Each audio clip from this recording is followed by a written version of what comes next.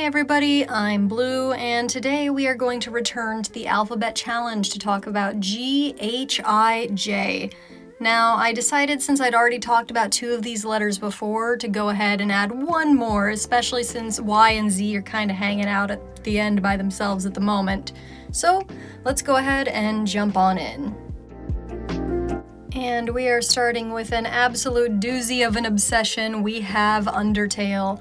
I came into the fandom late, but boy did I come in swinging. And in this huge cast of characters known for being so lovable, who's my favorite? The fiery bartender in the background, who has like 2 lines of dialogue. I had debated on a while on doing a different character for the letter G, because with Grillby's simplistic nature and the fact that I've drawn him so many times, I wasn't sure what I could do to make this picture particularly unique. So, my challenge to myself was to stay as close to canon as possible without, actually doing pixel art. And it was an interesting experiment to see how I could translate the pixel style and what to focus on without relying on the glow effects that I usually use to detail this character. Overall, I really just wanted to do something warm and welcoming, and I think I did a pretty good job of that. He's offering you a simple glass of juice after a long day of work. Coming up next, we have H, so I went for Hades. Except not necessarily that Hades. No, I mean this Hades. Except we're not actually going to talk about Hades at all, we're going to talk about Hypnos. Now, this is the only one that I did a video on previously that I went back and I watched it again, because between this video and the Charon video, I've already talked about Hades quite a bit. So what can I focus on for this particular one? So we're gonna talk a little bit about posturing a character. Hypnos in Hades is the god of slumber, the god of sleep, and in the game you could argue he's also the god of laziness. Though I do hesitate to say that after watching Dark Tea Time's wonderful essay on this character, which I will link down below because it's worth a watch. But with that in mind, I wanted to do something that was really laid back. I wanted to do something that showed off both the chipper sides of his personality as well as the laid back god of slumber that he is. And so he has one arm behind his head to rest upon it, as he casually looks over his shoulder to see the newcomer who likely just pulled himself out of the river Styx. It's probably Zag again, but he stifles a little yawn, or is it a laugh, as he watches the newcomer come by. Or at least that was the intention I had when drawing it. One thing I failed to consider when I was doing this design, however, was that I was going to have to lose the gold pauldrons that he has, the big giant wings that float about his shoulders, because they just didn't fit on there, and with the pose that just felt really cumbersome. So he's even a little bit more relaxed than normal without some heavy things weighing on his shoulders. Next we have the letter I, and I only have one character I can think of, and it's Inosuke from Demon Slayer. Where the show isn't necessarily my favorite of all time, it is one I watch with my sister and...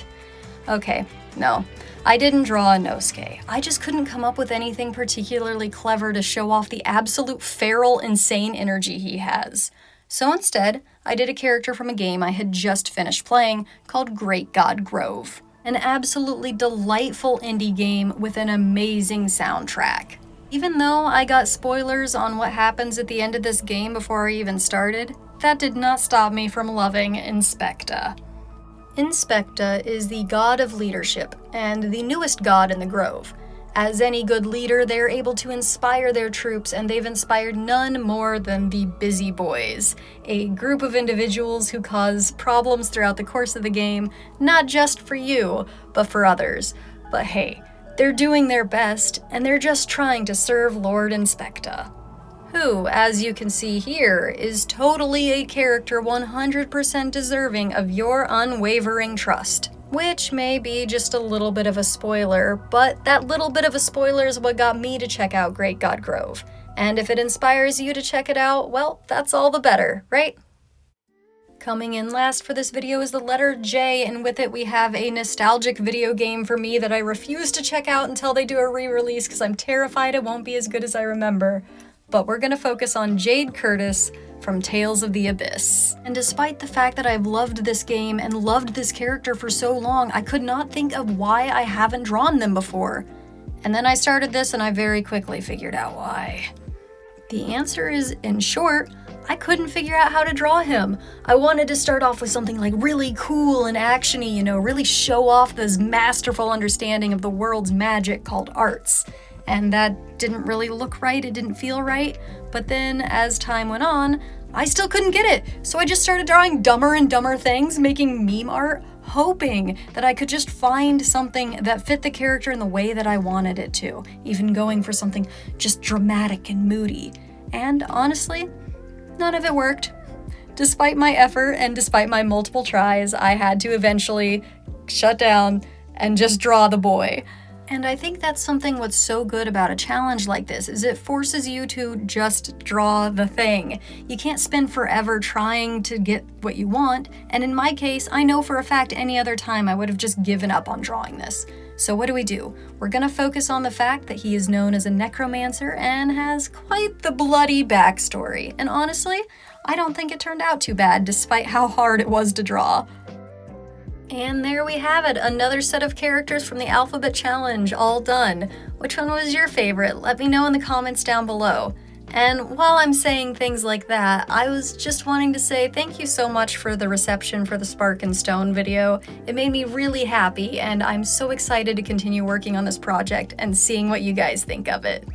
Subscribe if you want to, and I'll see you around. Later!